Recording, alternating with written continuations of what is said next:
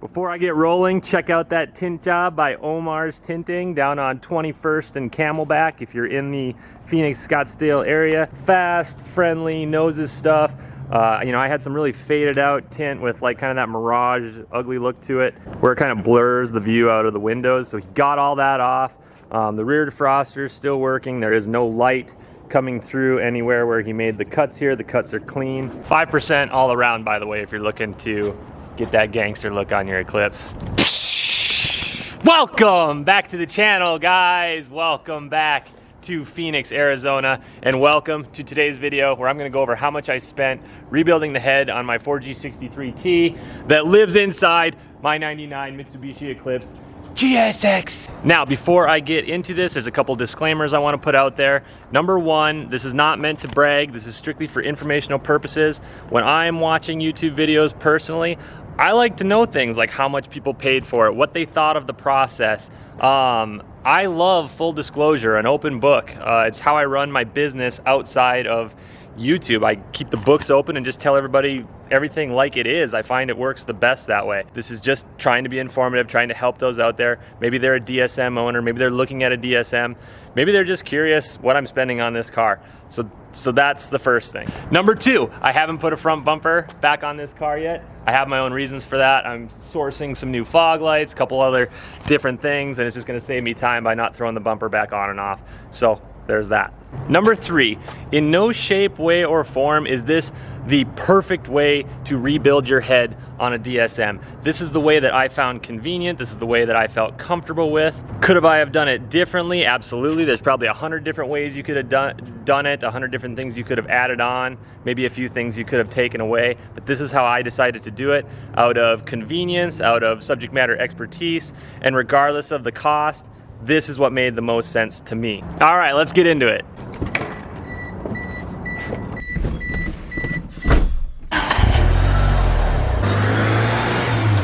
We're heading to a junkyard, by the way, maybe two. I heard there's a couple DSMs in them, so we're gonna go see if we can pull some parts. Anyways, getting going on what everything cost. The first expense I incurred was the teardown of the head. Brandon, who I'm sure you guys, if you've been watching the channel, you're familiar with who Brandon is now. He's the guy who helped me do all this. It was $400 to have him remove the head, tear it out and whatnot, and kind of diagnose it. I know you guys are gonna say, oh dude, 400 bucks, you could have done that by yourself in, you know, a couple hours. And it's like, yeah, I could have done that, but I was paying for an education there, and I was paying for my own time. I'm at the point in my life where my time is worth more to me than money. Not saying, again, I'm not saying that to brag. I'm just saying I've got a family, I've got a real estate business outside of YouTube here, and those all require a lot of time too. So if I have to pay 400 bucks to get some of that time back to plug it into my family or to plug it into my real estate business, I'm happy to do it. So that was the first expense I incurred, was 400. Oh yeah, look at this little beauty right here.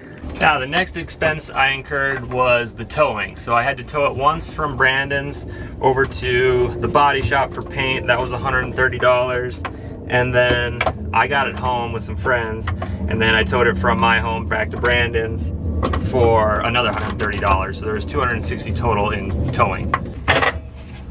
I think I told you there's 6 bolts on the back of this the first time I took it off. There's actually 7. Gonna carbon fiber wrap this one. Peeled back my whole nail at the junkyard. Feels great. All right, up next would be all of the parts that I ordered from Extreme PSI. I'll get pulled over and I'll go over those with you in a second. Okay, next we've got the invoice from Extreme PSI. I have found them to be the best site that I've found so far for ordering DSM parts. All of my orders have came to me.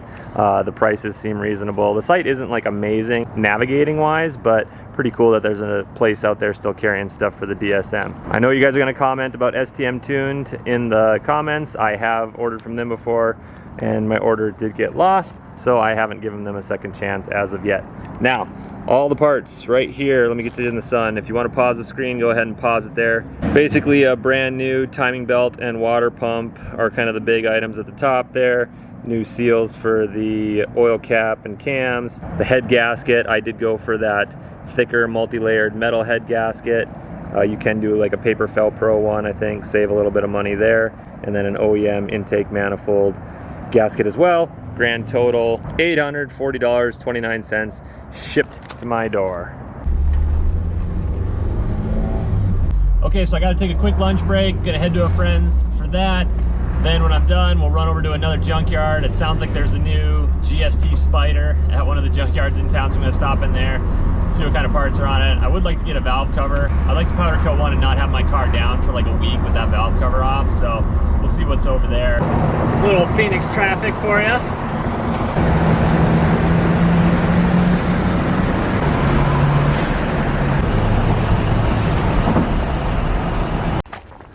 $95.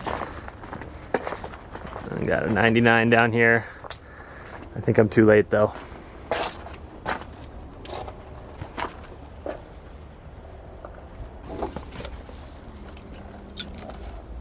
This is a carbon fiber hood.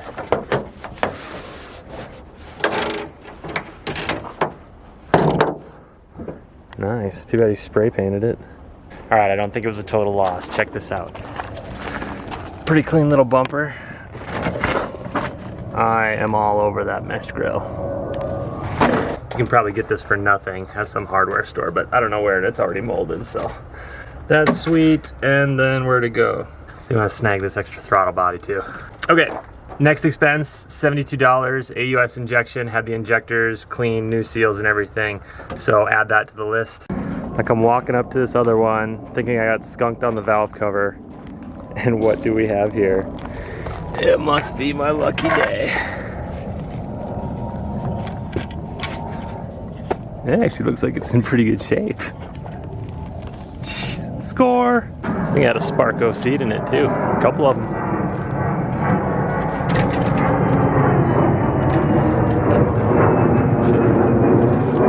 Pretty sweet looking bushings. It is a GSX, if you're wondering. A lot of rust. This bro leather wrapped his interior. This is probably kind of pathetic, but I haven't had this feeling since I was a kid in a candy store, like legitimately. So I'm gonna get another throttle body just for funsies. This valve cover looks practically brand new, so I'm excited about that. And I'm gonna grab this, because I think my spring is a little jacked up on this on mine, so we're killing it today. That valve cover was $19, and the only thing that really hurt me was the throttle body. $85 later. Obviously this doesn't count towards the head replacement, but got the new console thing. This one's good, but it might be broken here. I'm not sure, I haven't taken it apart yet. Throttle body actually has one of those block off plates. Brandon and I kind of were talking about maybe going that route in the future. I don't know, we'll see. I just wanted one to kind of play with. And then deal of the day, 19 bucks for that valve cover. Okay, now getting back to the prices on the head. I kind of went out of order telling you that the injectors were $72. You already knew that, I think, from a previous video. But the head rebuild itself, we shipped the head off to California to a guy that Brandon has worked with in the past quite a bit, and all the parts, of course. $853 is what he charged for shipping, rebuild, and shipping it back. So there's that. 330. A little more Phoenix traffic.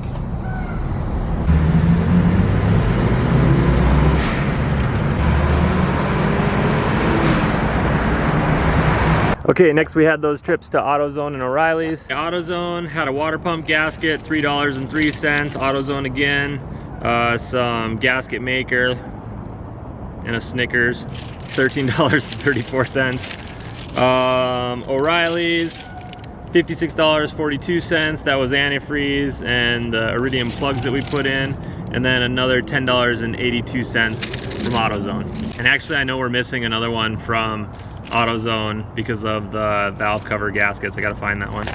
Okay, it wasn't an AutoZone, it was actually an O'Reilly's. It was $117.17. That was for the valve cover, gasket, and the oil. Which, by the way, Brandon recommended I started running VR1, Valvoline VR1 20W50, and then there was a Mobil one filter he recommended as well because it's a little bit larger, so you can run a little bit more oil in the car. So that is what I ended up doing. All right, lastly, I had to pay Brandon to put everything back together. That included the installation of the new timing belt and water pump. That charge was $760. So grand total, I don't know what it is. Let me go calculate it up quick and then I'll tell you. Check my math on this. I could be off. $3,386 and some odd cents, I believe, was the grand total to have the head removed, rebuilt, and reinstalled in my 1999 Mitsubishi Eclipse GSX. To stave off any nasty comments of people who would say, dude, you're crazy for spending $3,300 on rebuilding that head. You're even crazier for, you know, spending $8 grand when you bought that car. I disagree. This car brings me so much joy right now. I mean, it's frustrating when things aren't going right with it and I have to order other parts, or I found out that the valve was blown. But driving this car around, hearing the turbo whistle and the blow-off valve blow off, and just the fact that it's getting rarer and rarer, I don't think you can put a price on that. The driver experience, although not like extreme or super thrilling, it's fun. And then going to a junkyard and getting a valve cover for 19 bucks that I'm gonna be able to powder coat and make look super sweet on this car compared to what you'd have to spend on, you know, something for a Supra or something for an R34 Skyline. I dig that. So, you know, go easy on me in the comments. Now, maybe you're watching this video and you have a DSM sitting in the backyard with a blown head. Maybe you're watching this video, you're shopping for DSMs, you found one, it has a blown head. Here's my 2 cents on what I would do if I were you, maybe going forward. First, I would do the teardown myself. Anyone could tear this engine down and get the head out. It's not very hard. Disconnect your intake stuff, pop out your intake manifold first. You know, start with a valve cover here. You'll get in there and you'll see all your head studs and whatnot pretty easily. Unbolt your manifold. It's pretty easy. Those aren't step-by-step instructions, but I think anyone could pretty much figure it out. Okay, once you have the head torn out, I would recommend Extreme PSI currently, you know, snapshot in time, subject to change, but they got me my parts fast and they were a reasonable price. And like I said, how many sites are out there right now for the DSM that actually get you your parts STM tuned? Anyways, once you have the parts, go ahead and have, you know, whatever machine shop you can source or find. You know, hopefully it's a good one. I can't really help you there. Luckily I knew Brandon, he knew somebody. You know, check with DSM tuners, check with DSM classifieds on Facebook. Somebody out there is gonna have a machine shop that'll recommend a head rebuild. Or maybe you'll get lucky and you can just find a head off of a working a DSM somewhere and just pop that off and use that instead of having the whole thing rebuilt. Finally, when reinstalled, for sure do your timing belt and water pump. Everything's torn apart, you might as well do it anyways. And if you're savvy enough, by all means, put it all back together yourself. At this point, I'm not. I don't know what the tension on the belt has to be. I don't know how to set, you know, top dead center, and you know, the cams have to be on a certain lobe or something. I don't know that yet right now, so I'm happy to pay somebody to do it. In your case, maybe you can do it yourself, but that would be my recommendation going forward if you are looking at doing something similar to what I just did. Now, in closing, I want to say thank you guys so much for watching today's video. I'm nearing 1,000 subscribers. I still got a little ways to go. I started this channel about a year ago. I think January 1st last year was probably my first video. My goal for 2020 was just to start a YouTube channel. I didn't necessarily have a follower count, but now that I'm nearing in on 1,000, I have to say, I have to ask, and I apologize for doing this. I promise not to do it often, hopefully, but if you wouldn't mind, if you're watching this, if you're enjoying the content, would you please subscribe? Would you maybe hit the like button? The like button is to help, you know, pop my videos up so more people can get exposed to them. The subscribe is just to get me closer to monetization so that I can, you know, maybe start running ads so that I can actually make money from YouTube, because right now it's all a total loss. So if you wouldn't mind, go ahead and do that. If not, no big deal. I just noticed in my analytics that like 80% of the people watching aren't subscribed. So appreciate you 20% that are. That is all for today's video, guys. Thank you again so much for watching. Stay tuned for more. I'll catch you in the next one. Listen.